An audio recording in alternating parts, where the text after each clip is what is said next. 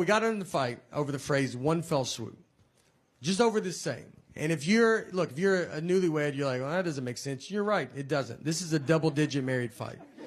This is when you've already done all the dish fighting or the putting your clothes away fighting. This is when they're trying to mentally break you. They got you almost how they want you, and this is the one that sends it over the edge. So my wife, she wanted to go visit her parents one weekend, and her parents are divorced, and which has been hardest on me, to be honest. That's something people don't talk about, you know? When you marry into divorce, I mean, they divorced because of her, not me, so why do I have to go to 50 different houses? She wanted to go visit her parents, and shit, I want to do it in one fell swoop. Now, I've never heard my wife say the phrase one fell swoop. We've been together 20 years, she's never said it. And it felt like someone that day told her, hey, you should start using one fell swoop more. And she goes, I'm about to call my husband. And goes, perfect. Use it 40 to 50 times on him. So she calls me and she goes, I want to go visit my parents. And I want to do it in one fell swoop. And I go, all right, let's do it in one fell swoop. She goes, I want to do it in one fell swoop. I go, let's do it in one fell swoop. You know, let's swoop it up. I'm down.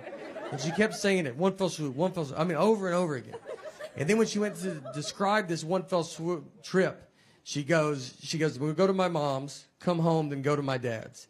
And so I just like waited, and she didn't say anything, and I just go, that's not what one fell swoop means. And instead of possibly just being wrong, she goes, I know what one fell swoop means. I go, yeah, it doesn't sound like you do, all right? And we have the same last name. I can't have you out there in a one fell swoop conversation. What do you think two birds, one stone mean? Let's just go through them all. I don't know if you know any of these. She hangs up on me. So I get home, and you know when you walk home when you've been in a fight, and you're like, all right, how long is this fight? Is it happening still? Is it over? I don't know. I got to fill it out, you know? She never uses words like sorry. I'd love to hear that. Now, that's a word she definitely doesn't know what it means. And I say it all the time. I walk around the house with just a sack of sorries, just handing them out all day. I try to give her some, like, would you like to carry some of these? She's like, I don't have pockets, so I'm good. We didn't talk that whole night. I mean, we're just sitting there, our daughters, like, we're watching TV, eating, and I'm like, hey, you know your mom's crazy, right? And then she's like, did you do your homework, or you don't be dumb like your dad? And then your daughter's just like, are y'all lunatics? So I'm laying on the couch, and my wife just came over, and she kisses me goodnight, and then she went to bed. And that was it, you know? That was like, I felt like it was her sorry, I guess. But she didn't say it. And so I was like laid there, and I'm just thinking about it. And you think about it a lot because you're like, all right. Because you learn the longer you get married, sometimes it's like, just let stuff go. You know, who cares? And the next morning I get up, and I kind of still wanted to talk about it because we didn't talk all night, you know? So I went into her, I was like, look, I got to tell you, I mean, it's just not what it means, you know? That got it going real good. But I felt so good about this argument, you know? I thought about it all night. I was like, you got this one in the bag, man. You should bring it back up. I'm not trying to date her anymore. I'd like to win a fight. We're going to die together. I almost woke her up in her sleep. That's how much I was so excited. I almost just started shaking her going, it's not what it means. Her marriage almost ended in one fell swoop. So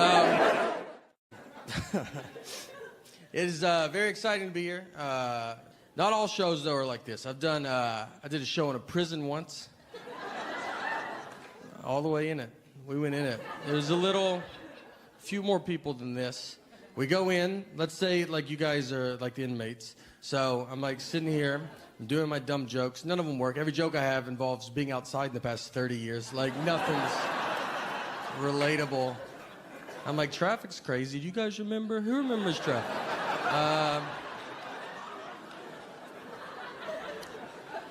An inmate gets up and starts walking towards me. I'm like, oh boy, here we go. You know, like I've seen movies, like he's gonna use me to break out. So I don't want to point at him, you know, but I am trying to draw. I'm like, the weather's been like pretty crazy. Should he be walking up like that? Turns out he's just going to the bathrooms. They're right behind me. He's a good guy. I judged him on what he was wearing and where we were at. It was my fault.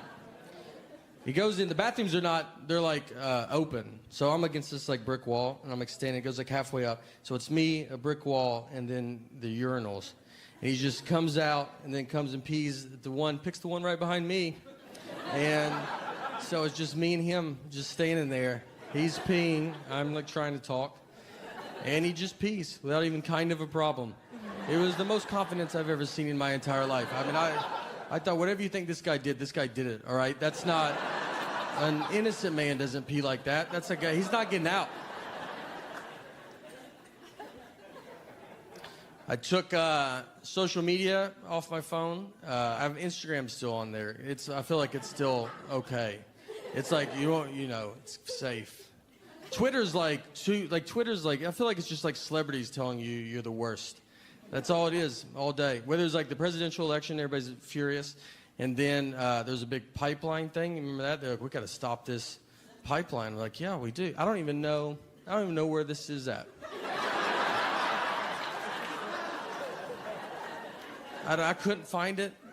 Right now, I don't know what was in the pipe. I don't know if the pipe was above ground, but it was like, we got to stop. People have stuff there, and you can't be throwing pipes. You can't just throw pipes everywhere you want to throw pipes, And it just... I follow Leonardo DiCaprio. I'm a big fan. Just want to see what that guy's life is like. He tweets nothing fun out. I've learned that. He tweeted out 100 million sharks get killed a year by people. Just threw that up. No solution. I'm just at home in Tennessee, nowhere near an ocean. So many sharks. If you told me to guess how many sharks were alive, I would never have guessed 100 million. I don't know, a million? I don't know. Like, who knows how many sharks there are? I tweeted back, I was like, all right, dude, I won't kill any sharks. I don't know. Is that what you wanted out of this? I won't do it. I've never even been near a situation where I thought I might have to kill this shark. Never even met a guy that's pet a shark, but I'm not getting involved now.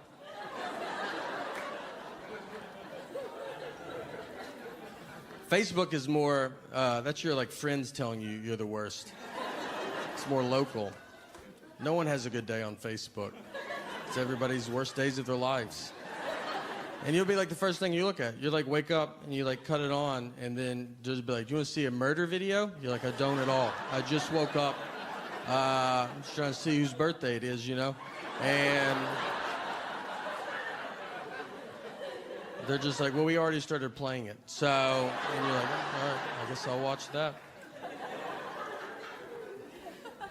My wife gets mad because I don't like any of her photos. She's like, why don't you like any of my photos, And it's like, is this not enough, us living together and stuff?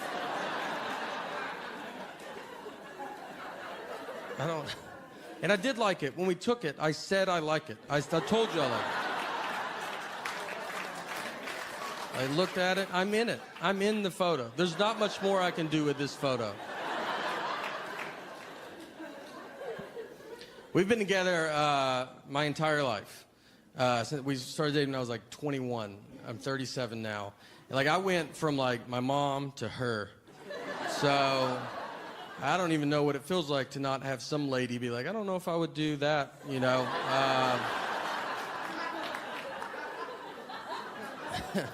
And now we have a daughter, so I'll never know. I'll never know. We get in fights, still. And when you're married for a long time, fighting is just, it can happen, it's open 24 hours, basically, at any time. We got in a fight recently at 3 a.m. We woke up to get in this fight. We have a dog, and our dog, freaks out when it thunders. And so we have sedatives to give her because there's only so many times you can tell a dog it's just thunder before you're like, she's not getting it, And you're like, just take this, all right? So I woke up, I had to wake my wife up, and I was like, hey, where are the sedatives at? And she was like, they're at the top of the cabinet. So I go get them. I looked at the bottle, and the bottle said they were expired. So I had to wake my wife back up, and I was like, hey, these say they're expired. And she was like annoyed. She was like, they're not expired, all right? They're new pills in an old pill bottle. And I was like, all right, I should have thought of that. That's my fault.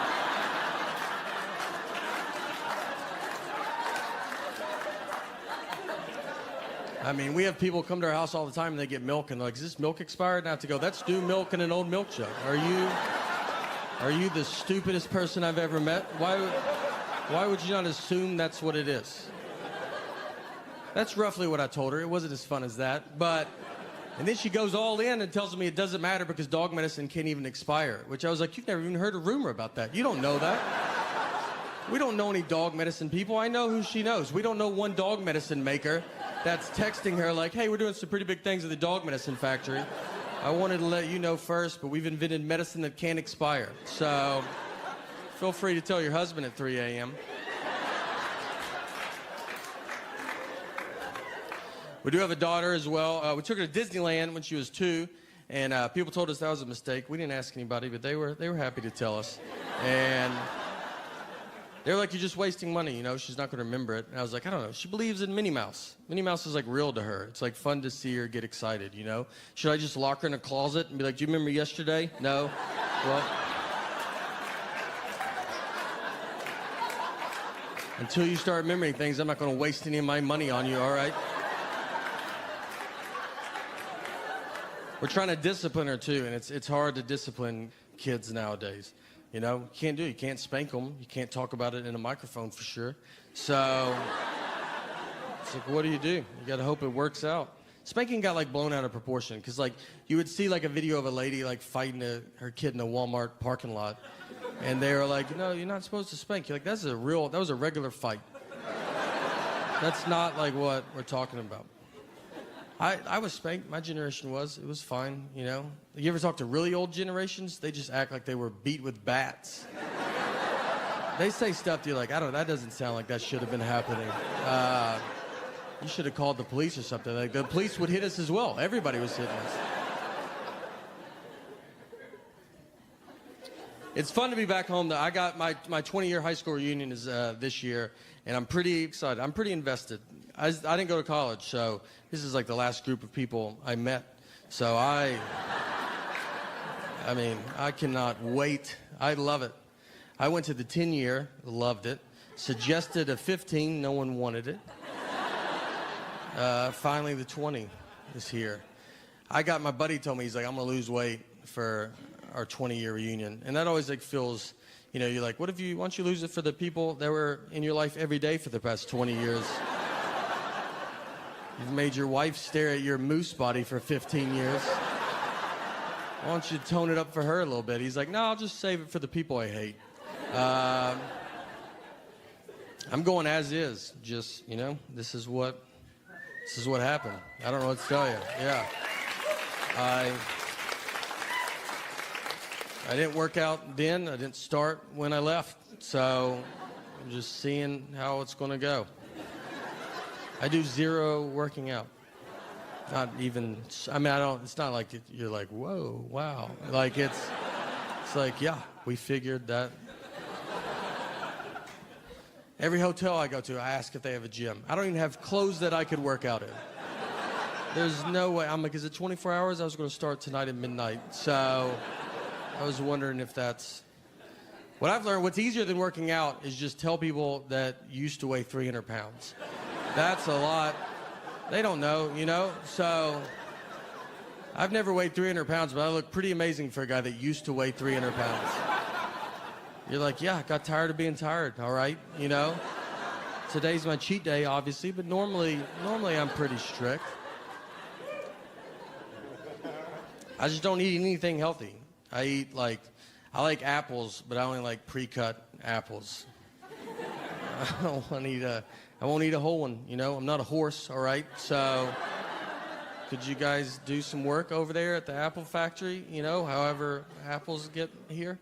I've watched a lot of the documentaries that try to make you eat better. Like I watched Fed Up, and it's about all the food that I eat every day. There was nothing in it that I haven't had recently. You know that saying, like, I haven't had that in forever? I haven't said that in forever. There's nothing I haven't had. Airheads, that's usually something like, oh, are they still doing good? Yeah, they're doing great. They got more colors now. It's pretty fun, you know? I go to too much, like, chain stuff. Like, that's, I can't think outside of, like, going to, like, a chain place. And they mess up all the time, but I still just go back. I go to McDonald's, and I'll have, like, the nerve to be, like, in the drive-thru, like, and be like, hey, guys, I said no onions, and this has onions. And they just look at me like, you're too old to be here, man. Don't come here. This is not a real restaurant, all right? I'm 11 years old. That guy's 90. Go to like a regular, you live near here. Go to a regular place. I had a whole issue at a Starbucks. I went into Starbucks, ordered iced coffee with milk. Nothing crazy, you know. And the guy like looked at me weird. You know, like when you're like, get something in your head, you're like, I'm pretty sure he doesn't know what I said. But you're like too far in. You're both touching the credit card. So you just got to go, all right, let's see what he thinks he heard. And I go to the end of the counter, and he gives me milk with ice in it. I had to ask him. I go, what is that? He goes, milk with ice in it. I was like, what do you think? Do I look like a psycho to you, dude? I've never ordered milk publicly in the history of my life. I've never once in my life been out and thought, you know what I could go for right now? A cup of milk. I'd love to do that. I'd love a cup of milk. I'd like to drink it out of a straw, something else I've never done. Let's do that, and then let's put ice in it. Let's do something I didn't even know you could do. Let's do all that in front of all these people I don't know. And it was a Starbucks that was like in a Target. It wasn't even its own Starbucks. It was a Starbucks that's like, we don't really do everything. And I was like, do you do milk with ice in it by any chance? Is that something? I just go to all of them. And I still go. I go to, everybody messes up. I want them to do so much better. I went to Walmart. I go there. I'm fine with them, you know. I'm a Walmart guy. Like, that's where I'm at.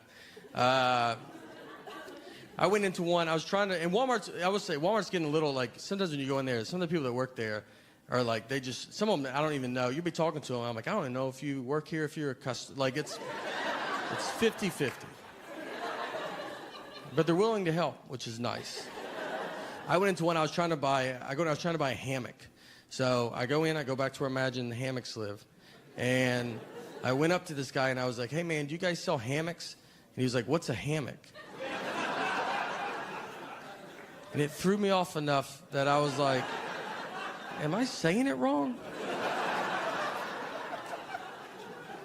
I was like, "I think I'm saying it wrong because you know what it is." And I was like, "Is it hammock with a T? Does that sound right? Like, do you guys sell hammocks?" And he was like, "We're out of hammocks. We're out of them. It's hammock season." And I left, went to my car, Googled where to buy a hammock. And Google was like, "Do you mean hammock?" I was like, "I sure do, Google. Where were you at during all of this?" The other embarrassing part of that is, so it happened, and then I called like a comic buddy of mine to tell him the story. And I was like, this is funny, right? But then I asked him, I was like, "Hey, do you think if I tell people I was buying a hammock, is that going to come off like I'm bragging?"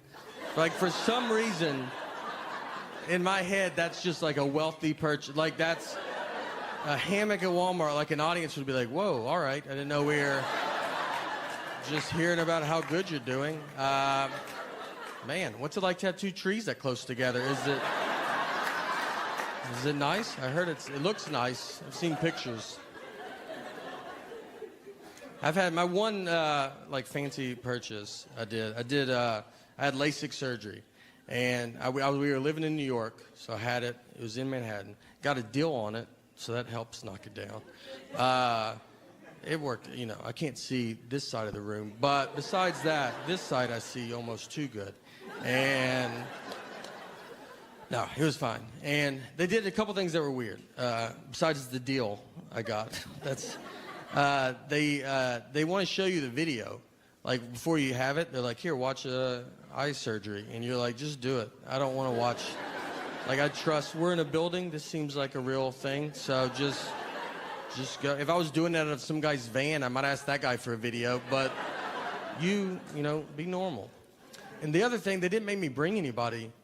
And I was like, "Should I bring someone to take me home?" And they're like, "No, most people can see." I was like, "You said most. You sure?" It's not a big deal. I'll tell someone where I'm at. They're like, "No, don't. Did you tell anybody where you're at? Don't tell anybody."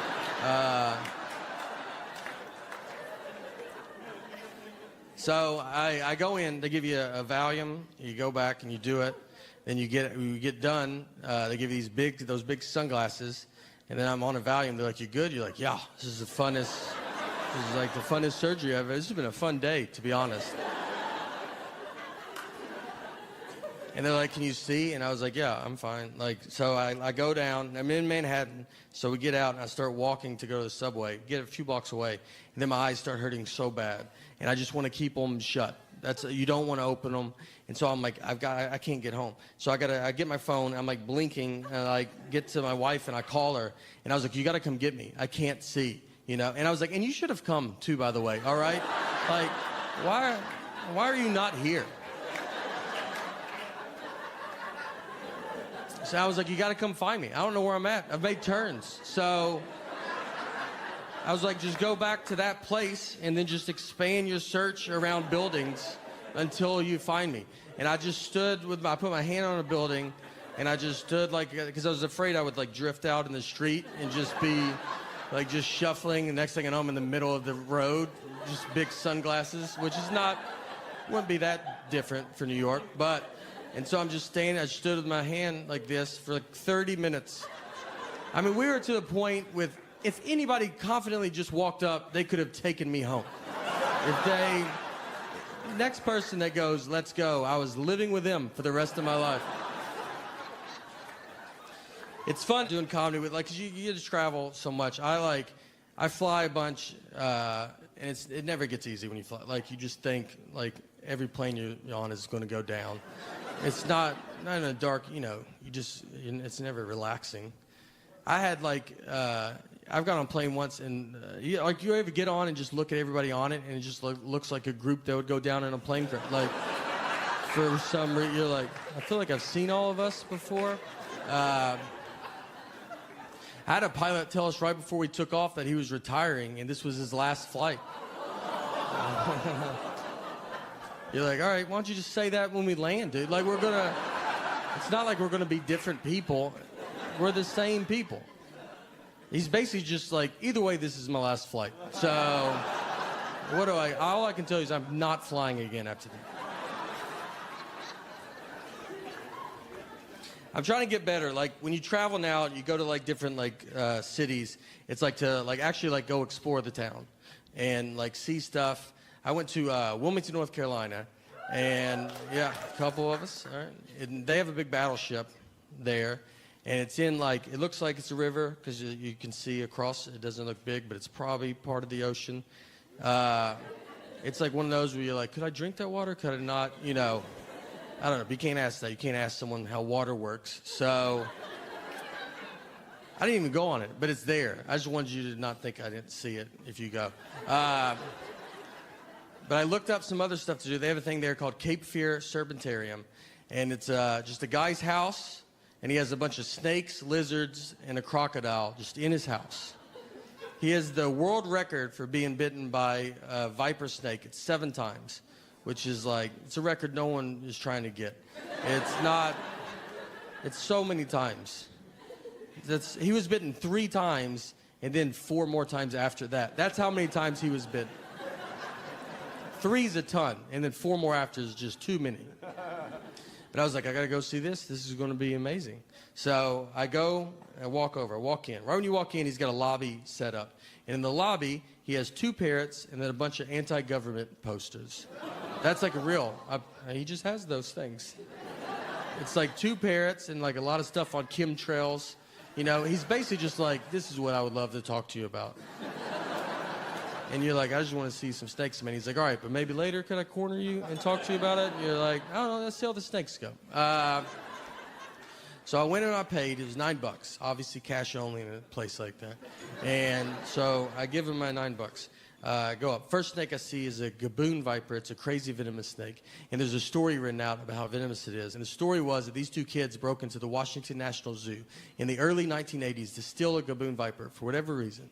So they get it, they put it in a trash bag. When they're walking out, they have the trash bag over their shoulder as if they forgot what they just did. The snake bites through the trash bag because it's a 1980s trash. It's not like a Glad one now, This was when trash bags were not doing good. So it bit the kid. The kid went into a coma for 4 days, and then it was that's all we know. We don't know what happened. And you're like, that's the whole reason I'm even reading this, to see what... Did he die? Is he stronger? Are you him? What's the rest of the story?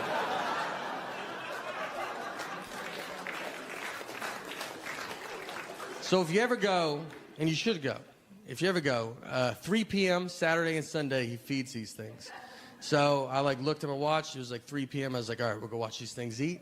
So the first snake they go to feed is the black mamba. It's another crazy venomous snake that should not be in America outside of a zoo, especially not at a guy's house that hates America.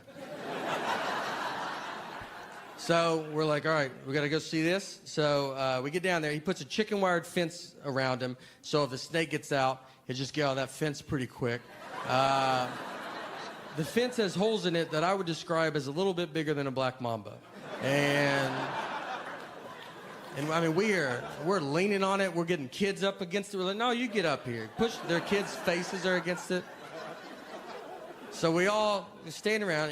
He's a bucket of dead mice. He grabs a mouse. He throws it in there. He eats it. We all cheer, and then we move on.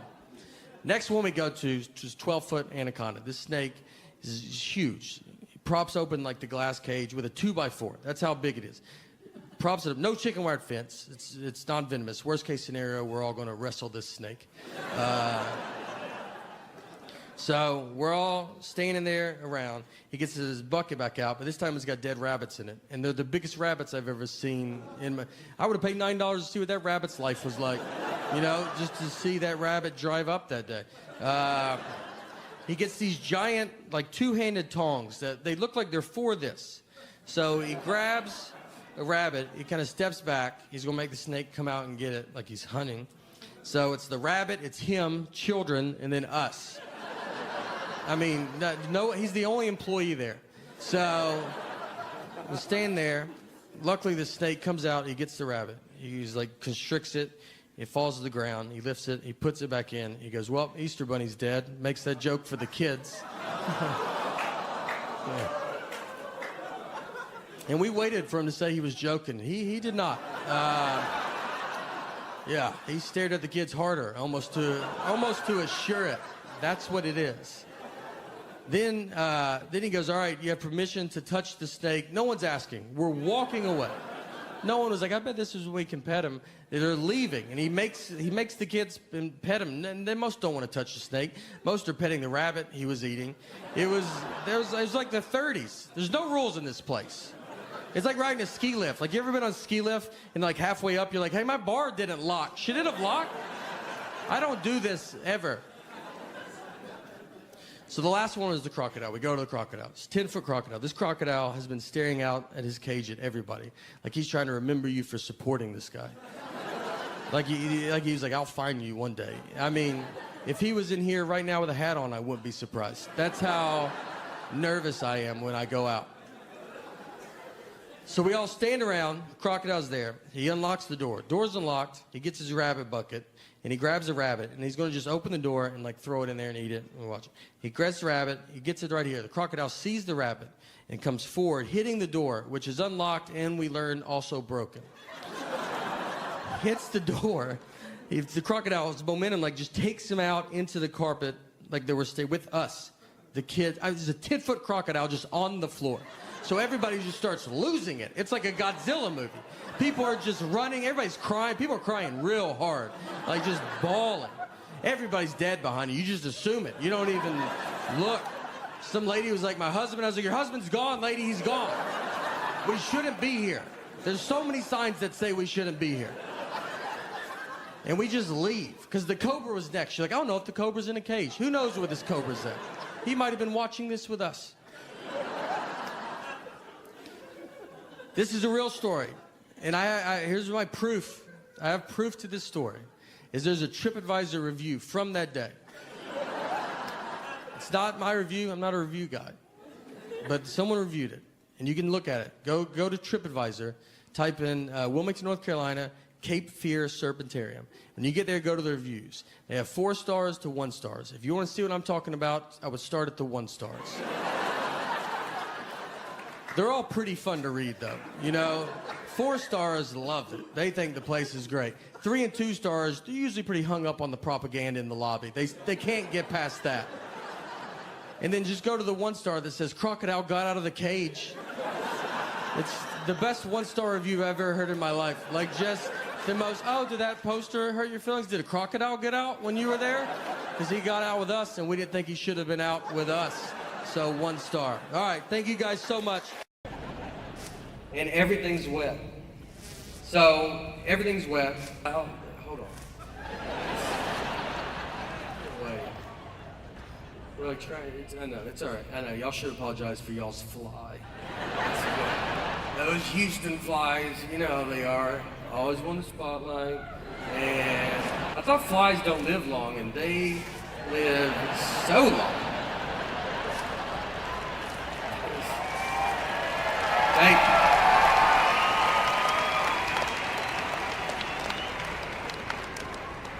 Trying to dodge it.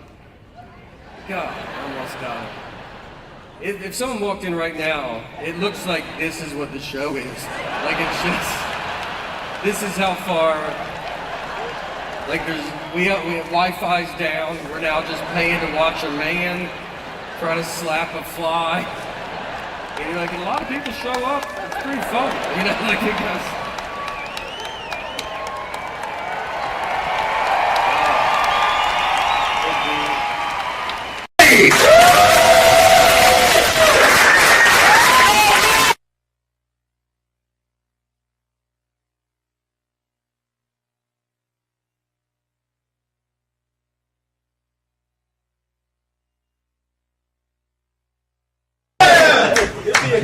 Just say that throughout the whole thing.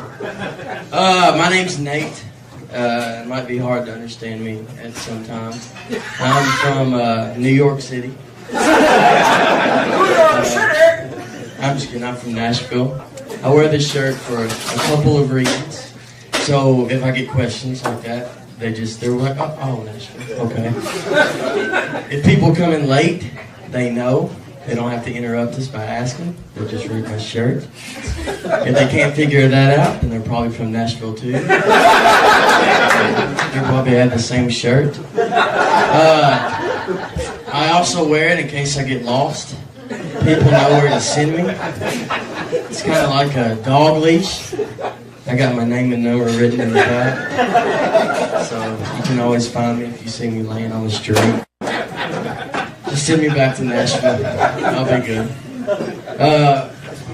One thing I noticed since living here in Chicago is the directions that you get from so many people. Y'all use the compass a lot here, as I understand. First time I moved up here, I'm like, you know, how do you go to the store? They're like, go north 5 blocks, then go south 3. All right. I'm somewhere in the middle. I don't know which way is north or south or east or go left or right or straight, or I didn't bring my compass today. And it's so confusing because the one thing they taught me was like, just remember, the lake's always east. I can't always see the lake.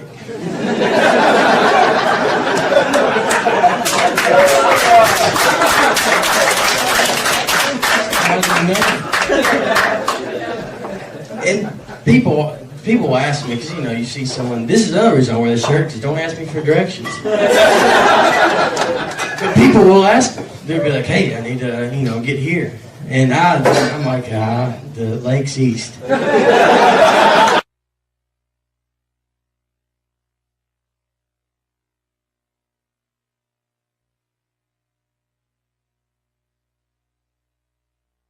Easy throws them off and they just leave. And I keep going wandering around the city with my compass. Another thing here is my only phone here is a cell phone. Cell phones are about ridiculous. The signal on a cell phone, does it ever work? Because there's really never. The one time I get a full signal, if you do this, you're done. You're out. Your signal's gone. You have nothing else left. I got quite a few places that Verizon guy can go, and he ain't gonna be able to hear when he says, "Can you hear me now?" Like my house. Come to my house. Come outside my house. Walk down the street. I can be standing in the middle of the ditch, and I'm sure I would still be like, "Can you hear me? Hello? Hello?" And I hope I never get hurt and have to call 911, because I'm screwed. Or if someone breaks in my house, and I have to climb under my bed, I'm like, hey, there's a guy in the house. And they're like, sir, are you there? And I gotta kind of scoot over. There's a guy in my house. Hello? In my house, there's a guy. Until I have to crawl out, and I just get killed. Then I'm bleeding, having to roll around with a knife in my back. I need an ambulance. What? I need an ambulance? If you don't mind, please. I don't know if this has to do with that, but what's the age where you're not scared of the dark? Because I don't know if I've hit it yet. This is why I'm standing in this little circle right here. If I go outside of it, I'm screwed. I'll never make it back. This is the only thing that I figured out. The age and the point to where you do it, or how you stop being scared of the dark, is you get married. And that's so you can have someone share your bed with you. So the monster now has got to decide between one of you. You might have a chance. And then the reason you have kids is so you pass them along to him, and then he leaves you alone the rest of the life. And then you're okay. And the thing about, when you were a kid, you were so scared of the dark, and you just hated it. Unless there's one other kid in there. Then if you had a friend over, then it's 2 8-year-old kids in the bed, and you're like, I'm feeling okay. Like the monster's down there going, Fred, Johnny's got somewhere to spend the night tonight. I don't know if I'd go up there. That's 2 8-year-old kids you got to mess with. It's probably not a good idea. Heard his parents are divorced, though, so let's go after his dad. A game you used to play also when you're a kid is hide and seek, hide and go seek. I think that is a very, very fun game. I don't think it gets taken seriously enough, though. Maybe when you were 10, when you would break your ankle to hide in the dryer so nobody could find you. And when you'd get those good spots where you'd be there for a good hour or so. And then you're like, I don't know if this is either a great, and you don't want to leave because it's a great spot. What if he sees you leaving? You can never go back. That's the dryer. Who thinks of the dryer? I thought of the dryer. I'm a genius.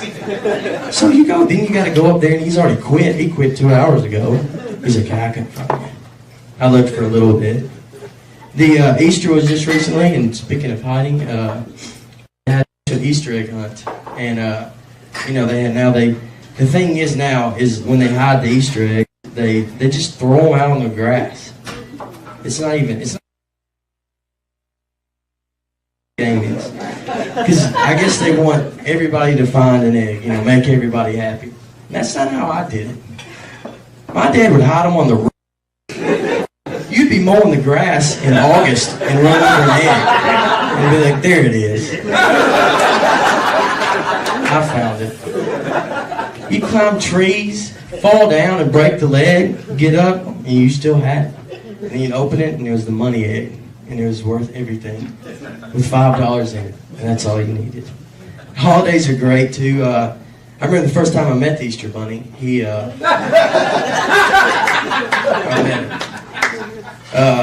pulled up in my dad's car with his seatbelt on. My dad picked him up, I guess. He was about 6'5". I was wondering. I was like, that's a tall Easter Bunny. It's not what you think. I don't see how he snuck in my house. Santa Claus also is someone that you're like, I don't remember asking Santa for socks. Where did he get that idea? Socks and a toothbrush. He's wasting 2 good presents on socks and a toothbrush. Did my mom talk to him when I left? Because I don't remember saying that. And then you got to go through the opening the presents and everything, and that's an awkward moment when you got to open presents. You don't know the reaction you're supposed to give, especially when they're like, go ahead and open it now. We're going to watch you. And then you got to open it, whether you like. Are you supposed to jump up and just woo! And just start running around the room? I can't believe you got this. This is unbelievable. You're so happy. There's not any good reaction. If it is a terrible present, you're like, yeah, all right, thank you. And if that joke went well, didn't it? Should probably work on that one. I got another little story is my family, they used to give, my mom's side of the family would give everybody the same present. That was just, everybody would get the exact same present. And my dad was actually telling me this story, because he was, before I was born, and he said that we have 2 people in our family and they're deaf. Well, this is the year when smoke alarms came out. So they got 2 smoke alarms. 2 deaf people got 2 smoke alarms. They didn't think about that, you know? It's not a Braille smoke alarm either, where you walk by. It beeps real loud. So, and their house burnt down a couple of days later. I guess they didn't get the batteries in there right or something. Well, that is my time, and I'm Nate. Thank you.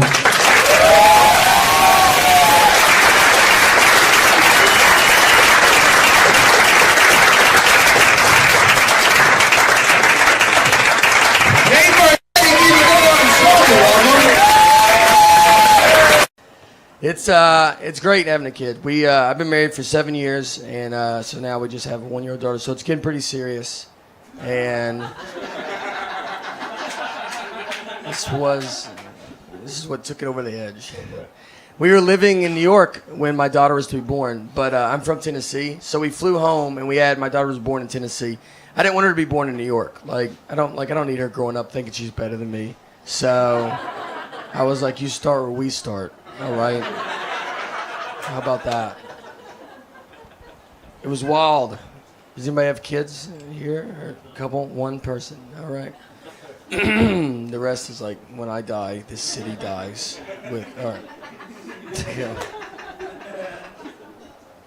It's wild. I remember on the way to the hospital, I told my wife, I was like, look, I don't want to see anything. All right.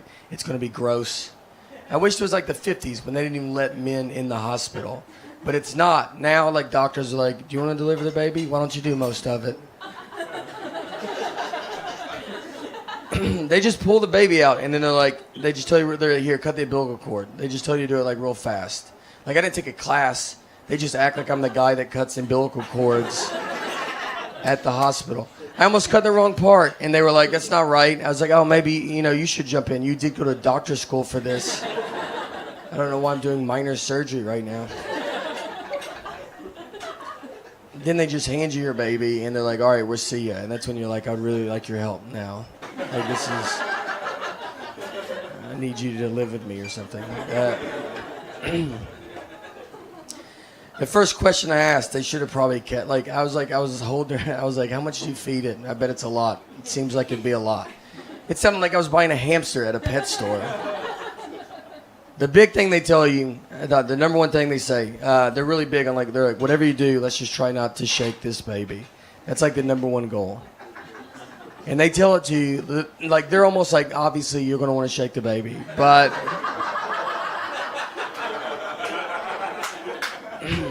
it would be so awesome if you just did not shake this baby. That would be the best. And then they showed me a video of a guy that's here's what I do instead of shaking my baby. He was I take walks, for instance. I walk 70 miles a day or something. I walk a lot.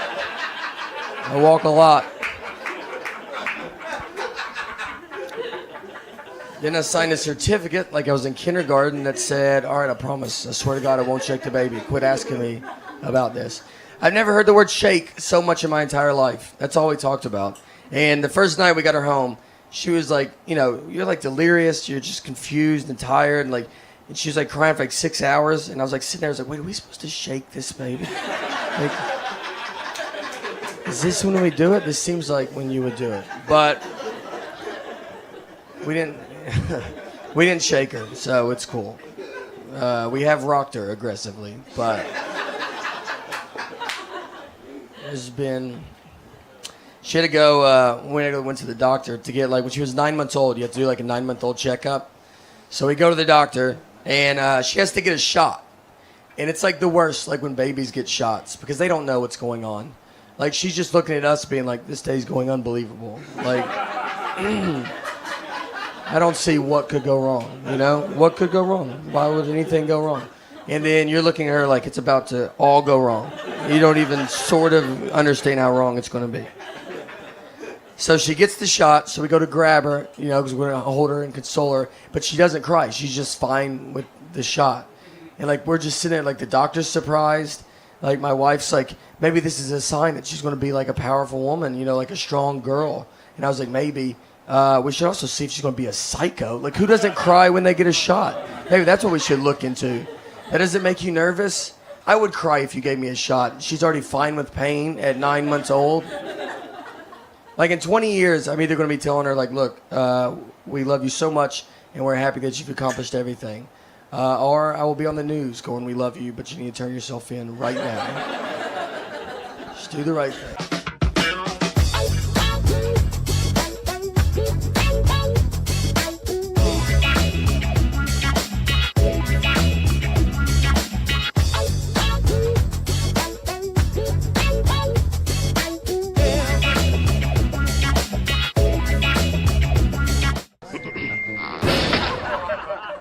Before I ever started comedy, I was a host and she was a server.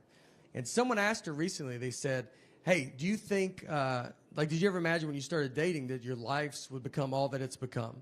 And she said, well, when I met him, he was a host and I didn't think he was smart enough to be a server. So, yeah, we've got a little bit farther than I expected, I told her I want to be a server one day and she's like, you keep dreaming that dream, all right? I think if you try hard, you can get that menu memorized.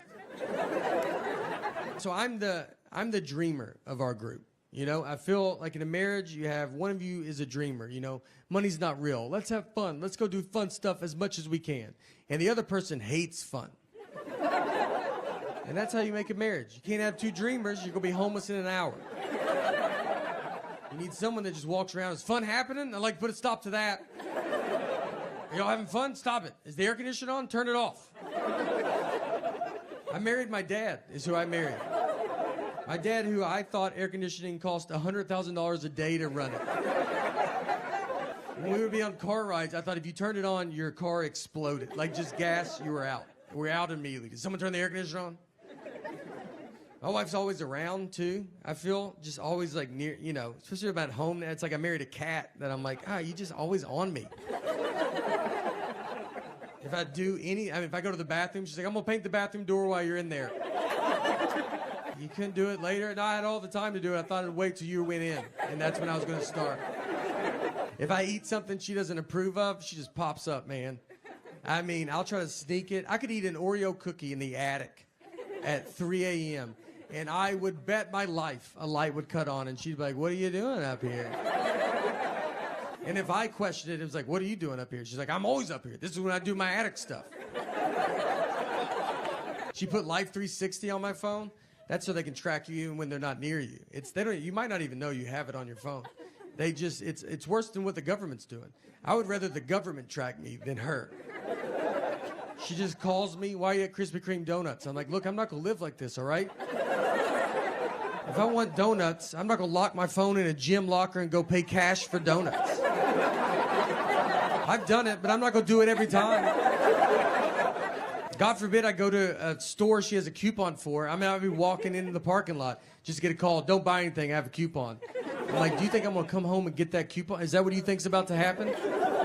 I'm going to try to pay more now that you called. I don't even know if Target allows that, but I'm going to try to negotiate up on this toothpaste. You better hope they don't ask me to round up. I'm rounding up.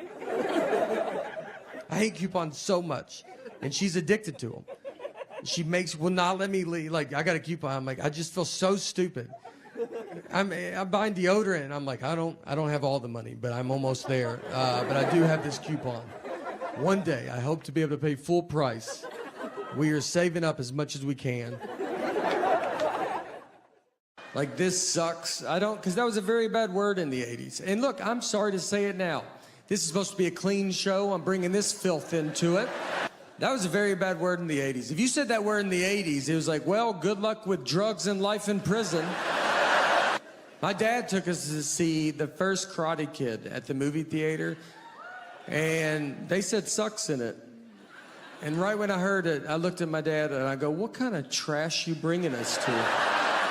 Now, I have a sister, and she is 10 years younger than me, and apparently was raised by her best friends. She has no fear of them. I mean, I'm scared my dad's gonna show up tonight. She'll tell them they suck to their face. I mean, and I'm like mortified, but you can't talk to them like that. 43, you still think you're young. I have this jacket on, one to the other. And he's like, but they're not the same. I was like, but they're the same. And I'm realizing he cannot find out people call me Nate at that point because, I mean, he can't handle that. He's gonna call the police over to be like, there's a guy with 3 names trying to fly right here. If you guys wanna just shoot him from over there or something. So I was like, what do you want me to do? And he goes, you should go home. That's all I honestly said. I can't believe you've made it this far. I said, look, I'll give you that those names don't match. But what I think is gonna help a ton is the picture on the ID. Something that I've always loved that they did. And I think with 70% of that name matching and 100% face, it's 170%. I think I'll get through it. We got married on Friday the 13th. Got a pretty sweet deal on that. They were wide open. We were like, what times are available? They go, every one of them, all 24. You can call us that day if you want. Her brother married us. That was free. The photographer was just a buddy of ours that had he just bought a new camera. So we were like, you gonna do our wedding? Never done anything professionally, and it showed. His camera stopped working during it, and he started taking stuff out of it. Like, that would be the problem. It's like, yeah, you know what? I bet they put too much stuff inside of it when they built it. You should yank some of those wires. That's not supposed to be in there like that. My wife is the man of our house. And it can become hard because she'll hire someone to fix something and they always come talk to me. I just think they're used to talking to husbands and they come to me and I'm like, I don't know why you're here. I walked by at the wrong time, now I'm in a water heater conversation. And I'm like, yeah, well, these tough time for water heaters, well, finally, he's like, well, where's the water heater at? And I was like, I don't know. I don't think we have one, to be honest. And he was very confused by this. He didn't know what to say, but, it's a new time. So he was like, is your husband here by any chance? I said, yeah, she's around here somewhere. You just open the door and they're like, will you go get 50 bags of ice? Every time I go by it, he's like, all right, you're gonna hop on this shuttle bus and you're gonna go do medicine ball throws for 4 to 5 hours. And whatever amount of ice, when you were inside, I looked in your car and you had a cup and I was like, you want a little bag of ice for that cup? So we got in the fight over the phrase one fell swoop. Just over this saying. And if you're a newlywed, you're like, well, that doesn't make sense. You're right, it doesn't. This is a double-digit married fight. This is when you've already done all the dish fighting or the putting your clothes away fighting. This is when they're trying to mentally break you. They got you almost how they want you, and this is the one that sends it over the edge. So she calls me and she goes, I want to go visit my parents. I want to do it in one fell swoop. And I go, all right, let's do it in one fell swoop. She goes, I want to do it in one fell swoop. I go, let's do it in one fell swoop, Let's swoop it up. I'm down. And she kept saying it, one fell swoop, one fell swoop. I mean, over and over again. And then when she went to describe this one fell swoop trip, she goes, we go to my mom's, come home, then go to my dad's. And I just go, that's not what one fell swoop means. And instead of possibly just being wrong, she goes, I know what one fell swoop means. I go, yeah, it doesn't sound like you do, all right? She does whatever she wants. She turned 18 and got a tattoo. And I was like, well, you're gonna get in pretty big trouble when they find that out. And she goes, I'm 18, I can do whatever I want. I go, yeah, well, I'm 28 and I'm still hiding wine, so I don't think you can. She got a tattoo, then my dad went and got a tattoo. Yeah, I guess he figured no one's in charge anymore. I recently found out my mom got a tattoo. They tried to hide that one from me, but I found out, and I was livid when I found this out. I mean, I set them all down together, and I said, I don't think y'all should be hanging out anymore. How about that? Pardon my language, but I think it stinks what's going on. I think it stinks. I don't believe in science. I'm out, I don't know. I don't understand science, so it's just easier not to believe in it. It's just, I think they could be making stuff up. Why could I, I saw their cockroaches are 350 million years old. It's like, are they, or do you know that I don't know how to go figure that out? Because that's what I think. I think I have no idea how you got to that number, and I'll just go, all right, I guess, why would you lie to me about it? Like Pluto. Pluto's not been a planet for a while, right? Like that's however long it's not been a planet. That's as long as I've been out of science. Because I was just checked out. I was like, you can't do that, dude. You can't jam Pluto down my throat my whole life. And then when I get out of school, you're like, we were just kidding about Pluto. That's not even a thing. It affected me. Like I remember in elementary school, I got a C because I forgot Pluto. And you know what? Turns out I should have got above an A. That's what I should have got. I should have been teaching the class because, yeah, I nailed it. Nailed it. I never believed in Pluto. I said it's too far. I go, it's too far. Yeah, these guys don't, you know, they don't know. Neptune's next. You wait. I think Neptune, they're going to be like, we can't see that far out. Like, that's so far. I went to Honduras, another place because I was at the airport and the guy was like, I was like, I'm going to Honduras. He was like, what city? And I was like, I'm just learning right now that's not the name of the city. So, I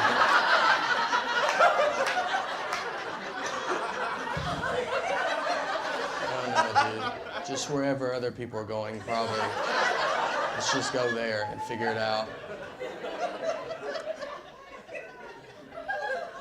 We get to the base, and the guy, he's like telling us about Honduras, and he's like, you gotta be careful. He's like, you gotta really look out for snakes. There's a lot of venomous snakes here. So when you walk around, just keep an eye out. And he was like, now if you get bit by a snake, the best thing to do is then just go ahead and catch the snake and bring it so then we know like what snake bit you.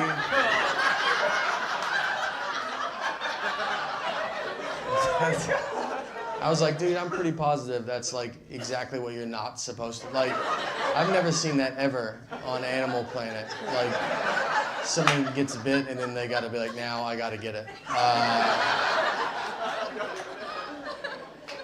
I was like, I'm not gonna do it. I was like, that doesn't make sense. I've never caught a snake in my life. And then when I got bit for the first time, I gotta get it together and catch a snake.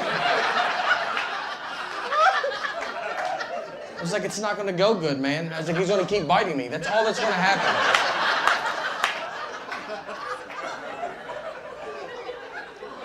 And he was like, it doesn't matter. Like, you've already been bit. And I was like, do you even know what a snake is? It completely matters. There's a huge difference between one bite and probably 30 bites. That's what we're gonna be at if I try to catch this snake. Who told you this? The snake? Is that who told you to tell me all of this? Whose side are you on? I've done pretty good during COVID. Because I feel like you could I lost some weight during COVID. You could go two ways. If you wanted to gain weight, this is your time. I mean, everybody's fine with it. You can just do it. But I've been doing all that up until COVID. I've always lived by that rule. So during COVID, I was like, I need to stop. And my neighbor started working out in his driveway. And so he was like, let's work out in my driveway. And, you know, it's hard to make a lot of excuses during COVID. You're like, I'm just so busy. You know, I can't. I got a lot of stuff to do today. And he's just out there. So I started doing it with him, and he had a trainer. And I'm not a big fan of working out. Never done it. And I told him, I was like, I just want to do upper body stuff. And they go, all right, well, how about we just do legs every day? That's all it is legs. I think it's a huge conspiracy with trainers that you never actually do your upper body. And when you are doing it, I mean, I asked him, I go, is this upper body? He goes, yeah. I go, yeah, because I'm bending down quite a bit. Have you ever been to a Starbucks, like inside, like if you go inside and there's like a big long line and you'll be waiting and they try to take your order before you're even to the front? Like you'll be in the back, they're like, what do you want? You're like, oh, I would like to wait till I get right in front of you. Yeah, you know what, did you see how everybody looked at me when you said that? I didn't care for that. So how about we do it like a regular, normal business, you know? And you let me do it right in front of you. Look, if you think I'm old, there's people older than me still around. Yeah, that's crazy. It's crazy, walking around. People from the 30s. My great Aunt Helen, from the 30s, she's deaf. They didn't know she was deaf until she was 9 years old. That's how long it took them to figure it. Deaf, one of the easier ones to figure out. And the doctors were baffled as they smoked in her face. And they're like, I don't know, you know. She's rude, I'll tell you that. I tried to I'm always like trying to lose weight. I had a thing that happened that I do. It was like, I gotta get it together. I go to the trunk of my car and I take my shirt off, standing there, no shirt. And this old man walks up and goes, Olivia?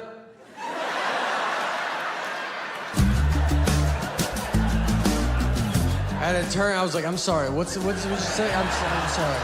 And he was like, oh, sorry, honest mistake. And I was like, I don't know. He was looking for his elderly wife and saw me with no shirt on and thought that could be Olivia. I had a car that he does not recognize. I don't know who he disrespected more, me or Olivia, to be honest. I mean, we could both have a word with him.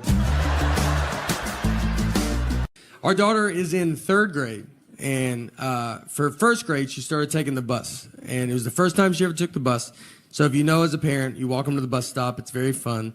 And so we got her on the bus. She went to school. At the end of the school day, someone from the school called my cell phone. They have my wife's cell phone, they have my cell phone. They called my cell phone, and she said, hey, do you know what bus number your daughter's supposed to be on? And I said, I'm her dad. I said, are you crazy? Like, I was like, this is how you thought you would get this information, was to call the dad? You saw a mom and dad's cell phone. You go, I bet the dad knows. I was like, do you have parents? Have you ever seen a family before? You thought, let's call the husband? Unless there's 2 husbands, you should never call a husband a day in your life. I would rather you ask a lady that doesn't know her. I think she could get to the bottom of it quicker than I can. The end of the night comes, everybody's drunk, children, adults, it's across the board. Fight breaks out. We hear some of y'all fight. And I mean, you're sitting there, you got a 50-50 shot. It's not your side of the family. We get over there, it's 100% our side. It's my dad's aunt and an uncle, both rolling around on the ground. They're in their late 70s. He wanted to leave, she did not. So they thought, let's just handle it in front of everybody. So we got to get him apart, and he starts fighting us. And he's a pretty good fighter, all right? He's punching women in public. You don't think he's handled some dudes in his lifetime? That ends the night. You know, you can't be like, all right, guys, let's calm. Let's cut the radio back on, find a good station. Tuesday is sadly divorced now. That did not work out. My dad's aunt and uncle, sadly, it did work out. They're still together.